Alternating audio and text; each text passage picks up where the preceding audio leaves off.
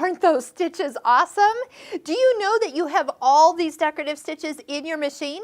But look, they look so much prettier stitched out than they do just pictured on the screen. So sometimes I always recommend to my students is just take some time and sew out all the decorative stitches in the machine. Now, even if you just do like a short couple repeats of each stitch, you don't even have to step on the foot control. Just use your start stop button and pattern end. It'll finish the pattern and then you can pick the next one and just take a look at what it looks like.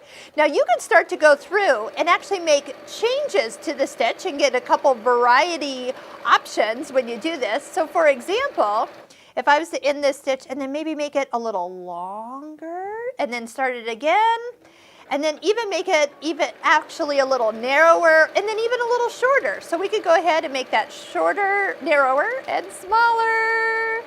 And we'll finish that up and take a look and see what all the different looks are. Now I know I changed it while I was sewing, but you could stop and change it and then you don't have like weird changes in the middle. But look, one stitch changed longer, narrower, and then shorter. All 4 stitches now look totally different, all because I took a couple seconds to change them while I was sewing them.